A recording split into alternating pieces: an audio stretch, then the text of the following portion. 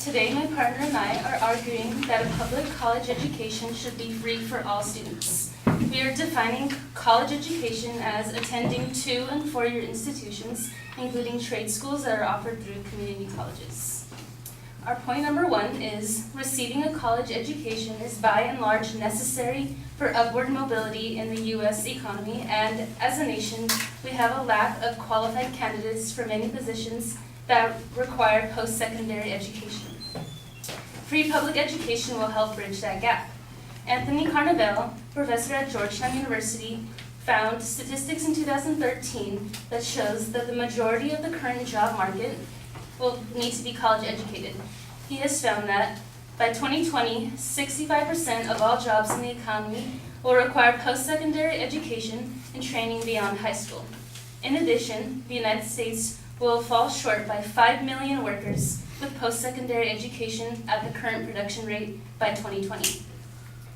Our point number 2 is the current system of expensive tuition that often requires loans to be taken out has been devastating for low and middle income students as well as students from minority groups. Deborah Kerfis, in a 2019 article titled, "Should College Be Free? We Answer the Burning Question," states, the median upper income family now holds 75 times the wealth of medium low income families, according to the Pew Research Center. In 1989, upper income families held 28 times as much wealth. For people who currently owe education debt and are behind, for white non-Hispanic borrowers, it's only 6% of white non-Hispanic borrowers. For black non-Hispanic borrowers, it's 20%. And for Hispanic borrowers who currently owe education debt and are behind, it's at 23%. White non-Hispanic borrowers who currently owe education debt and are not behind are 41%. Black non-Hispanic borrowers who currently owe education debt and are not behind is 56%. And Hispanic borrowers who currently owe education debt and are not behind is 45%. And white non-Hispanic borrowers who have paid off their loans completely is 53%. Black non-Hispanic borrowers who have paid off their loans completely is at 7%. And Hispanic borrowers who have paid off their loans completely is at 32%. Moving on to our third point, making public 2- and 4-year universities free would eliminate the need for these students to take out extra loans that they can't pay off in order to get the education that our economy requires.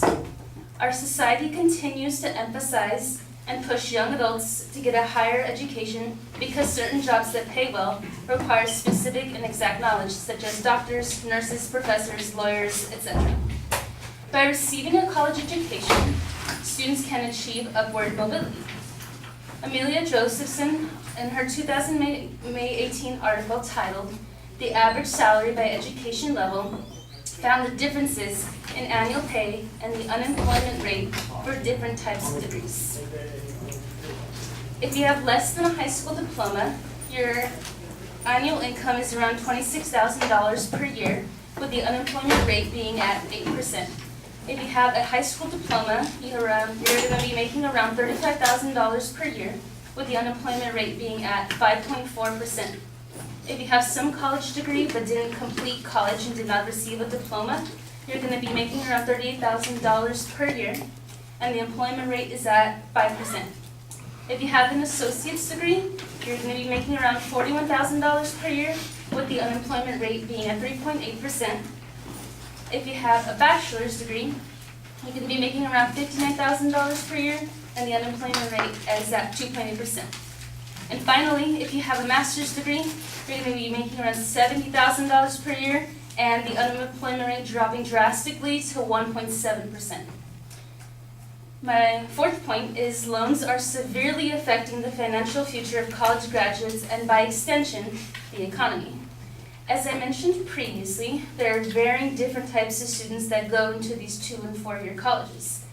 The types of students that are likely to fall into the continuous trap of accumulating debt in college are low/middle income students, first-generation students, and students of color.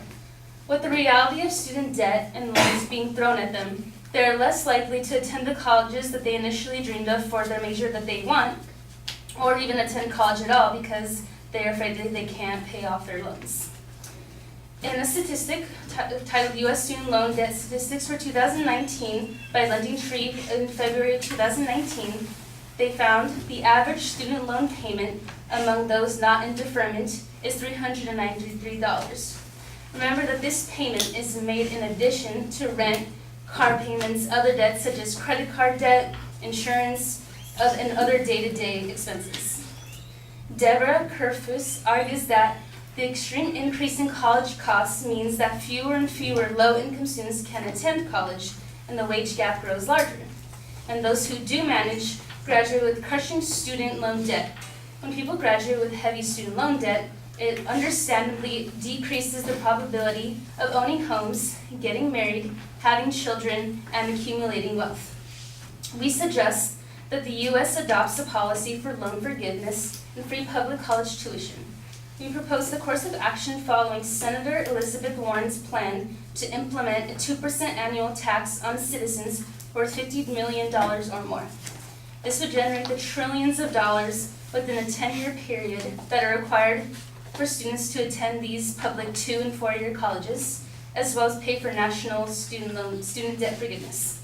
It is obvious that 2- and 4-year colleges should be free for the benefit of the economy, to provide better financial futures to our citizens, and to level the playing field for low-income students, first-generation students, and students of color.